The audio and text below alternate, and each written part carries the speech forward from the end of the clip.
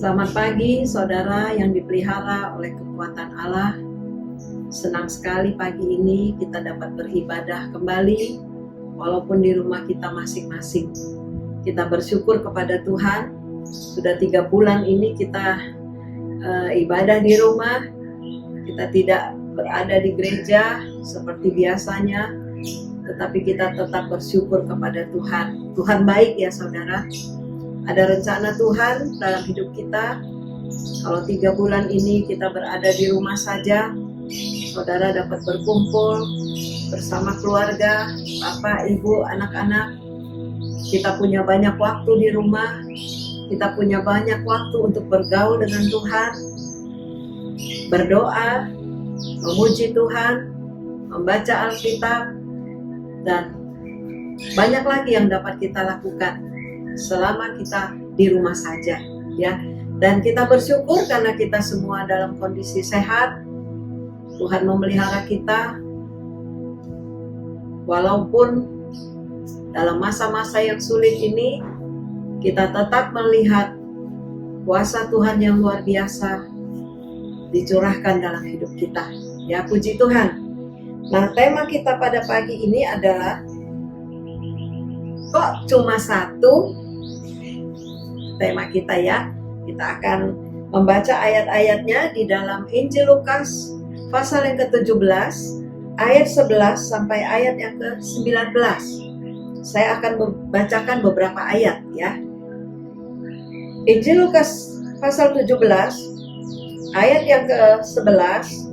Dalam perjalanannya ke Yerusalem, Yesus menyusur perbatasan Samaria dan Galilea. Ketika ia memasuki suatu desa, datanglah 10 orang kusta menemui dia. Mereka tinggal berdiri agak jauh dan berteriak, "Yesus, Guru, kasihanilah kami."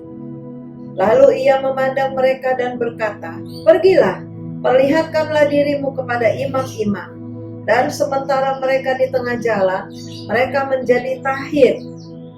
Seorang dari mereka ketika melihat bahwa ia telah sembuh, kembali sambil memuliakan Allah dengan suara nyaring, lalu tersungkur di depan kaki Yesus dan mengucap syukur kepadanya. Orang itu adalah seorang Samaria. Lalu Yesus berkata, "Bukankah ke-10 orang tadi semuanya telah menjadi tahir? Di manakah yang 9 orang itu? Tidak adakah di antara mereka kembali untuk memuliakan Allah selain daripada orang asing ini?" Lalu ia berkata kepada orang itu, "Berdirilah dan pergilah, imanmu telah menyelamatkan engkau." Puji Tuhan. Nah saudara, kita melihat di sini mengenai ke-10 orang kusta yang disembuhkan. Ya, kisah ini hanya ada di dalam Injil Lukas. Artinya hanya Lukas yang mencatat peristiwa ini. Kenapa? Karena Lukas adalah seorang dokter, ya. Jadi dia tahu persis tentang penyakit kusta ini. Dan dengan sangat detail Lukas mencatat sampai jumlah orangnya pun Lukas mencatatnya adalah 10 orang.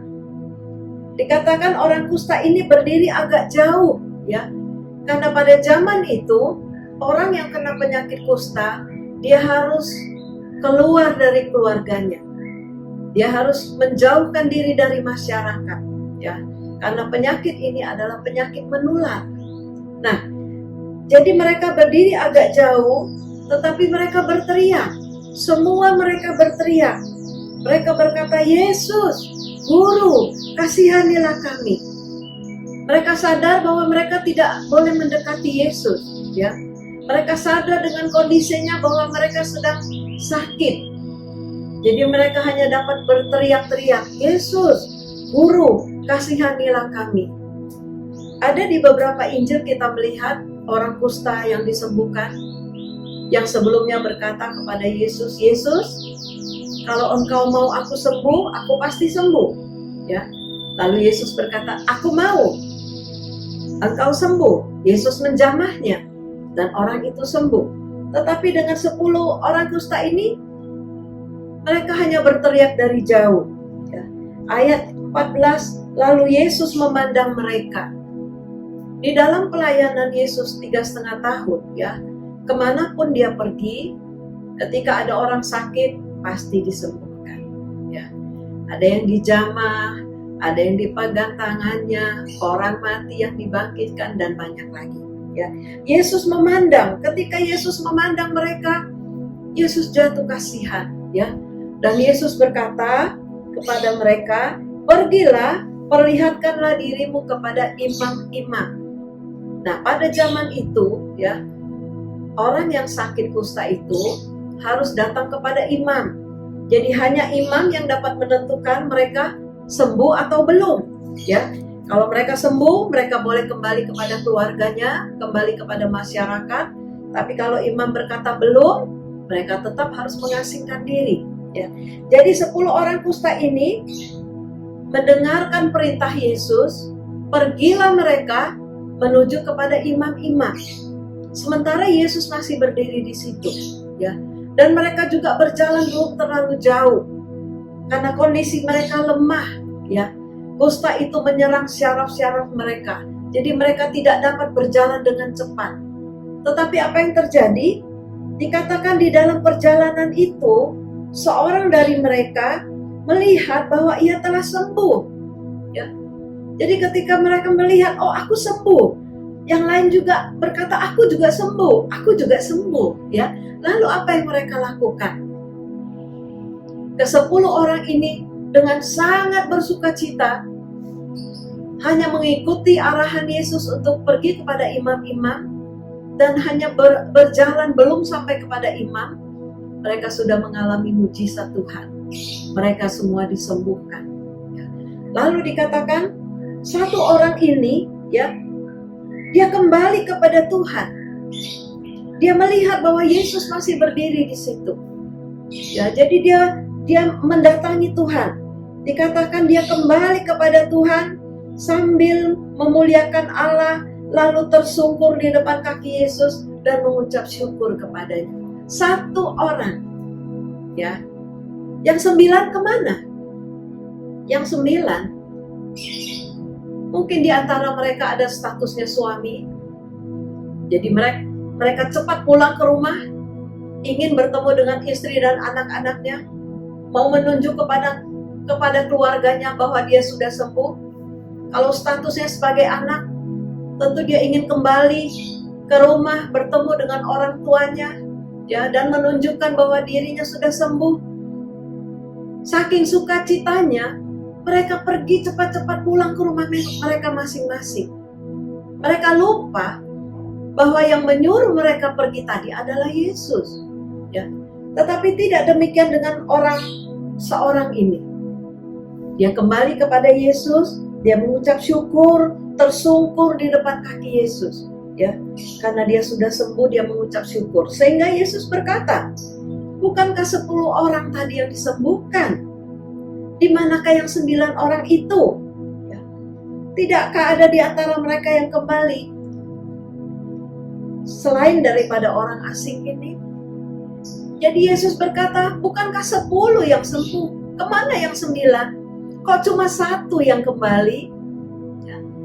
Nah saudara, kita lihat ketika orang sakit berseru-seru kepada Tuhan, tentu ingin sembuh, ya.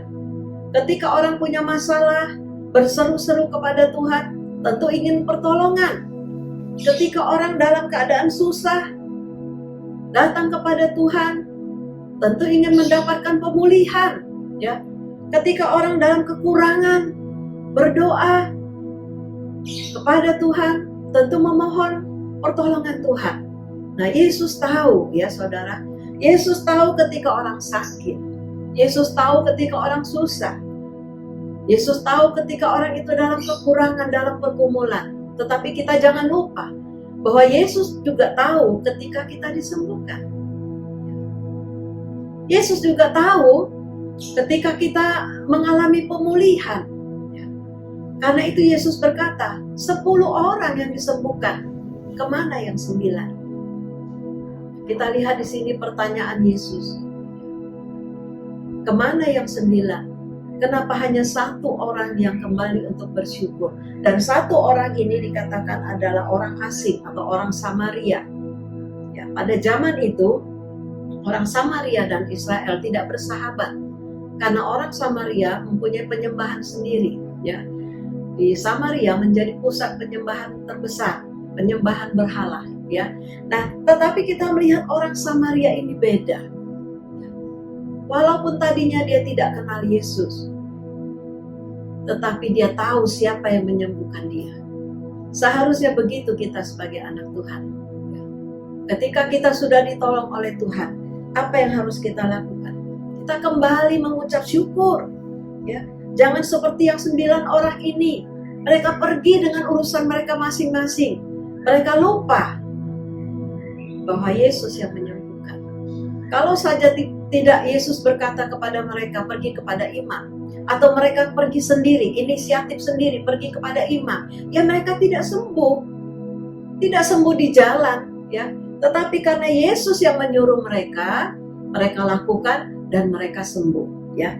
Kita baca dalam Injil Lukas pasal 4 ayat 27. Lukas pasal 4 ayat 27. Dan pada zaman Nabi Elisa, banyak orang kusta di Israel, dan tidak ada seorang pun dari mereka yang ditahirkan, selain daripada Naaman, orang Syria itu. Nah, saudara, Yesus berkata, pada zaman Elisa banyak orang kusta di Israel, tetapi hanya satu orang yang disembuhkan yang bernama Naaman. Ya, di dalam Perjanjian Lama, dalam 2 Raja-Raja pasal yang kelima, kita melihat di situ ada seorang yang bernama Naaman. Saya bacakan 2 Raja-Raja 5 ayat 1. Naaman, panglima Raja Aram, adalah seorang terpandang di hadapan tuannya dan sangat disayangi. Sebab oleh dia Tuhan telah memberikan kemenangan kepada orang Aram. Tetapi orang itu seorang pahlawan tentara sakit kusta. Ya. Nah, jadi kita melihat saudara bahwa penyakit tidak kenal apakah dia panglima, apakah dia orang hebat, ya, apakah dia orang berkedudukan, orang berada. Tetapi ketika penyakit itu datang, walaupun dia seorang panglima, dia seorang yang menjadi kesayangan dari raja, ya, tetapi dikatakan ayat ini dia terkena penyakit kusta, ya. Seorang pahlawan tentara, tetapi dia terkena penyakit kusta, dan penyakit ini mengancam kehidupannya. Penyakit ini mengancam karirnya, ya. Dia bisa saja tidak menjadi panglima lagi. Kenapa? Karena dia menjadi lemah dengan kusta itu, ya. Tetapi dalam cerita selanjutnya, saudara nanti baca di rumah, ya, ayat-ayat ini dikatakan bahwa ada seorang gadis kecil dari Israel yang berkata, kalau saja Tuhan pergi ke Israel, karena di sana ada seorang nabi yang dapat menyembuhkan, ya. Lalu singkatnya Naaman ini pergi, dia pergi kepada raja, ya. Dia membawa banyak persembahan untuk diberikan kepada raja Israel. Tetapi bukan raja yang dapat menyembuhkan, ya. Raja ini juga marah, raja di Israel marah. Raja ini berkata, aku, ya, Allahkah aku ini sehingga dapat menyembuhkan, ya. Tetapi akhirnya Raja Naaman ini datang kepada Nabi Elisa. Ya, di Israel ada seorang nabi yang bernama Nabi Elisa. Naaman pergi ke sana bersama dengan pengawal-pengawalnya. Tetapi sampai di rumah Elisa, ya, kalau kita membaca tadi ayat yang 2 Raja-Raja pasal yang kelima, ayat yang ke-10, sampai di depan rumah Elisa, Elisa hanya menyuruh seorang suruhan. Elisa hanya menyuruh seorang hambanya keluar dan menemui Naaman. Elisa berkata, ayat 10, Elisa menyuruh seorang suruhan kepadanya mengatakan, pergilah, mandi 7 kali dalam sungai Yordan, maka tubuhmu akan pulih kembali sehingga engkau menjadi tahir atau sembuh. Ya. Jadi Nabi Elisa hanya menyuruh hambanya keluar rumah. Elisa tidak menemui dia. Elisa hanya menyuruh hambanya dan berkata, pergi ke sana, pergi ke sungai Yordan, mandilah, benamkan tubuhmu 7 kali, maka engkau akan sembuh. Ya. Saudara, kita melihat bahwa Naaman yang tadi saya katakan seorang panglima punya kedudukan tinggi, ya. Tetapi ketika berada di depan rumah Elisa, Elisa tidak keluar menemui dia. Elisa sedang melakukan firman Tuhan untuk mendidik Naaman mempunyai kerendahan hati. Dia membutuhkan pertolongan, dia membutuhkan kesembuhan, ya. Sehingga Naaman ini ketika disuruh mandi, dia marah dan dia berkata, aku kira nabi itu akan keluar menemui aku. Aku kira nabi itu mau menjamah, mengulurkan tangannya, menjamah di tempat penyakitku. Ya, sekarang aku disuruh mandi ke Sungai Yordan, ngapain? Sungai Yordan adalah sungai yang kotor waktu itu. Ya, arusnya lambat dan berlumpur. Nah, sehingga Naaman berkata, lebih baik aku mandi di Sungai Abana atau Parpar di Damsyik. Sungai di Damsyik lebih bersih, lebih bagus, lebih indah. Naaman berpikir bahwa air sungai yang akan menyembuhkan dia. Dia mau mencari sungai yang bersih, ya, sehingga dia tidak mau melakukannya. Nah, tetapi kalau kita membaca ayat-ayat selanjutnya, bahwa orang-orang di sekitar Naaman ini menjadi sangat penting dalam hidup Naaman, ya. Orang-orang di sekitar Naaman ini menjadi sangat penting bagi kesembuhan Naaman. Karena orang-orang di sekitarnya, pengawal-pengawalnya berkata, Bapak kan hanya disuruh mandi, ya. Hanya disuruh mandi, itu satu pekerjaan yang mudah. Kenapa Bapak tidak mau? Kalau Bapak disuruh lakukan pekerjaan yang berat, pasti Bapak mau kan? Sekarang cuma disuruh mandi, ayo Pak, ayo lakukan. Ya, walaupun mandi di Sungai Yordan, tapi coba Bapak lakukan. Ya, jadi kita melihat bahwa orang-orang di sekitar Naaman itu tadi saya katakan sangat penting.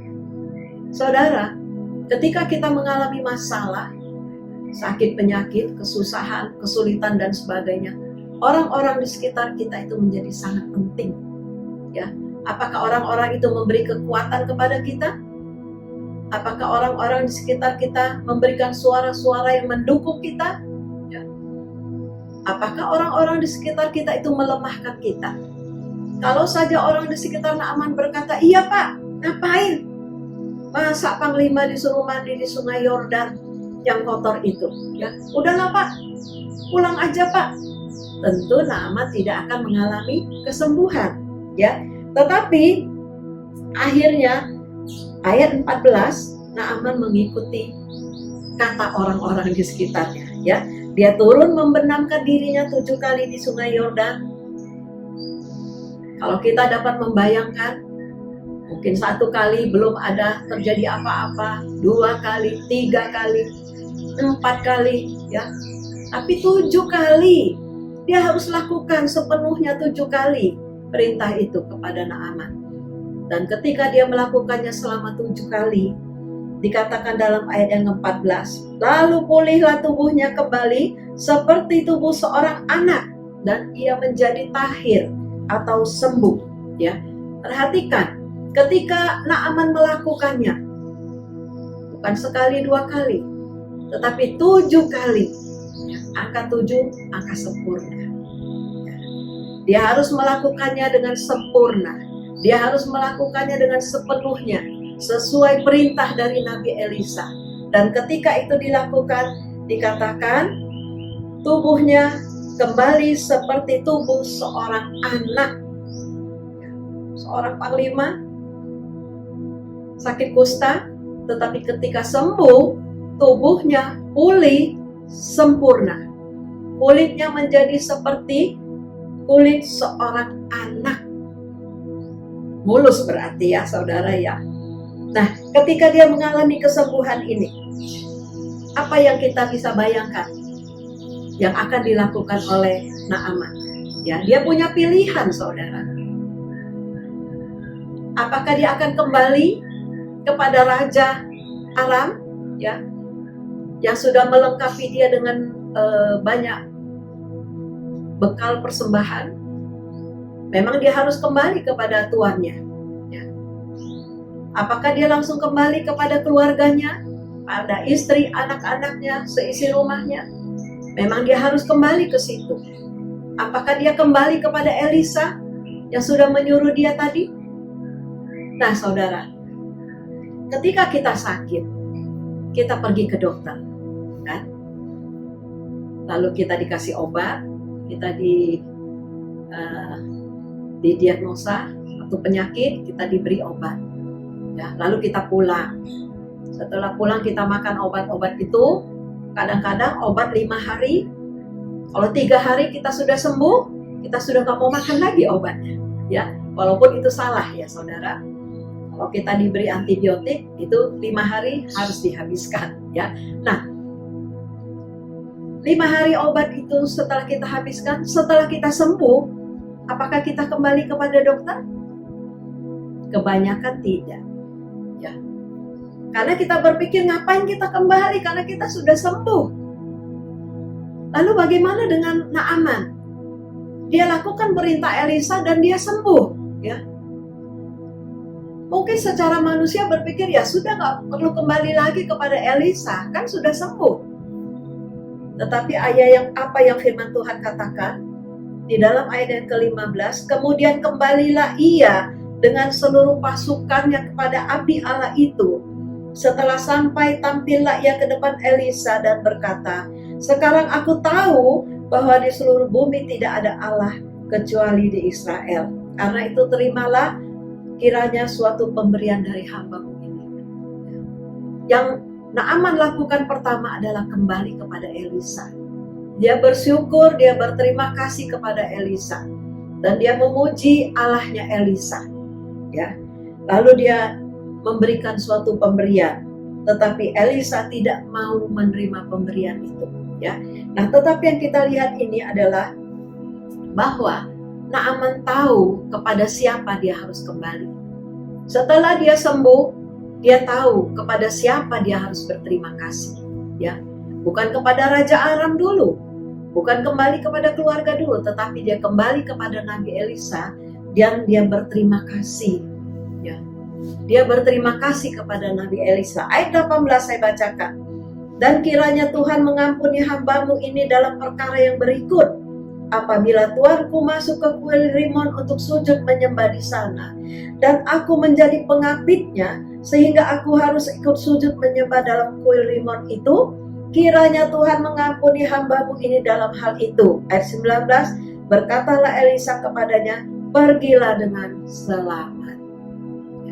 Jadi kita lihat Naaman mau mengubah kebiasaannya, ya, sebagai seorang panglima yang selalu mengawal rajanya kemanapun pergi, ya, sampai dikatakan pergi ke kuil, ya, dia harus menemani. Kalaupun harus bersujud, dikatakan di kuil Rimon itu, ya, sehingga dia pun harus sujud, tetapi dia berkata kepada Nabi Elisa, kiranya Tuhan mengampuni hamba-Mu ini. Dan Elisa berkata, pergilah dengan selamat.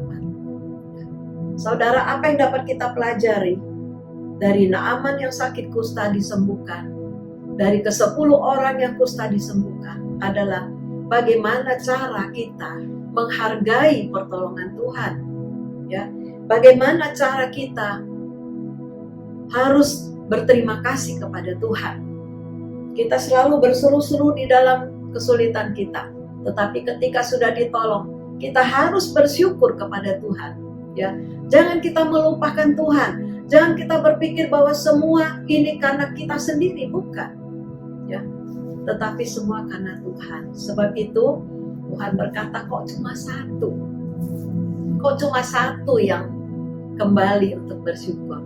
Nah, biarlah kita menjadi bagian dari yang satu ini. Ya.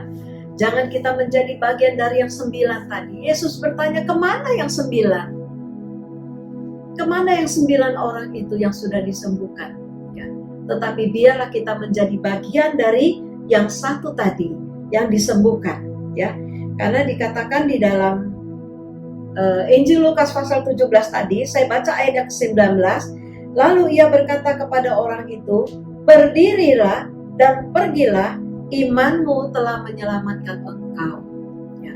Satu orang ini bukan hanya disembuhkan tubuhnya dari sakit kustanya, tetapi dikatakan dia mendapatkan keselamatan. Ya. Tidak diceritakan tentang yang 9 orang tadi. 9 orang itu hanya mendapatkan kesembuhan bagi tubuh mereka. Ya. Tetapi satu orang ini, kustanya disembuhkan dan jiwanya diselamatkan. Ya. Puji Tuhan, biarlah hari-hari ke depan kita tahu berterima kasih kepada Tuhan. kita harus dapat bersyukur kepada Tuhan. Kondisi-kondisi yang sulit yang kita alami sekarang, jangan kita marah sama Tuhan. Ya, mungkin saudara yang bekerja, yang dipotong gajinya, sakit, ya, jangan marah sama Tuhan. Ada rencana Tuhan. Walaupun gaji saudara dipotong, tapi tetap bisa hidup sampai sekarang. Ya, inilah kebesaran Tuhan dalam hidup kita. Mungkin saudara yang berdagang susah dengan kebijakan PSBB kemarin, ya, nggak boleh buka tokonya, nggak boleh buka restonya, nggak boleh terima orang makan di restoran saudara. Tetapi tetap bersyukur kepada Tuhan. Dan puji Tuhan, saudara sudah mulai bisa bekerja, ya, tetap terapkan protokol kesehatan. Artinya tetap kita menjaga diri, mengenakan masker, rajin cuci tangan, jangan berada di antara kerumunan orang banyak, ya. Jangan lama berada di antara kerumunan orang banyak. Jadi itu menjadi anjuran dari pemerintah supaya kita dapat menjaga kesehatan kita, ya. Artinya kita percaya Tuhan kita berkuasa melindungi, tetapi kita juga harus punya hikmat supaya kita dapat menerapkan protokol kesehatan dalam hidup kita, ya. Puji Tuhan saudara, Tuhan memberkati kita semua. Kasih Tuhan yang luar biasa itu akan menolong kita, melepaskan kita dari segala masalah, ya. Dan jangan lupa, Tuhan tahu kalau kita sudah ditolong, ya. Puji Tuhan, Tuhan memberkati. Mari kita berdoa. Silahkan angkat tangan kanan saudara. Bila di antara saudara ada yang membutuhkan doa dan pertolongan Tuhan. Tuhan Yesus, pada saat ini kami datang ke hadapan hadirat-Mu. Kami datang membawa anak-anak-Mu yang berada di rumah mereka masing-masing, yang sementara beribadah kepadamu. Tuhan, bila ada di antara mereka yang mengangkat tangan karena ada masalah, ada persoalan, ada sakit penyakit, ada kebutuhan yang sedang digumuli oleh mereka, kami datang berseru memohon pertolongan-Mu. Kami mohon kuasa-Mu agar Engkau menyatakan mujizat-Mu pada saat ini. Oleh karena itu, kami mengundang kuasa-Mu, kami mengundang mujizat-Mu Tuhan, agar datang dan terjadi kepada setiap anak-anak-Mu. Mari Tuhan, ulurkanlah tangan-Mu yang berkuasa saat ini. Jamah setiap tangan-tangan yang terangkat. Dengan otoritas kuasa-Mu, hamba-Mu berkata, dalam nama Tuhan Yesus, Tuhan jamah, Tuhan jawab setiap permohonan doa mereka. Biarlah pada pagi ini mereka mengalami jawaban, mengalami jamahan Tuhan, sehingga mereka bebas dari segala masalah, dari segala persoalan yang mereka hadapi hari-hari ini. Terima kasih Tuhan. Kami berterima kasih untuk kebenaran firman-Mu. Ajarlah kepada kami, agar kami tahu berterima kasih kepadamu atas segala kebaikan dan kemurahan-Mu. Biarlah kami menjadi seperti salah seorang sakit kusta yang datang kembali menghadap Engkau, agar kami juga demikian adanya Tuhan. Kami selalu bersyukur, kami selalu berterima kasih atas pertolongan dan kemurahan Tuhan yang senantiasa Tuhan nyatakan dalam kehidupan kami. Terima kasih Tuhan. Tolong Tuhan, di hari-hari yang sulit ini, di hari-hari yang sukar ini Tuhan, agar kami tetap berharap kepada Engkau, agar kami tetap percaya kepadamu Tuhan, bahwa Engkau sanggup, Engkau dapat Tuhan menolong kehidupan kami. Engkau dapat mencukupkan segala keperluan kebutuhan kami. Terima kasih Tuhan. Terima kasih. Kami menyerahkan seluruh keberadaan anak-anak-Mu ke dalam tangan-Mu. Pegang kehidupan mereka, agar mereka tetap hidup berjalan bersama dengan Engkau sampai napas mereka yang terakhir. Terima kasih Tuhan. Dalam nama Tuhan Yesus Kristus, kami sudah beralaskan doa kami. Haleluya. Amin. Selamat pagi, Tuhan memberkati.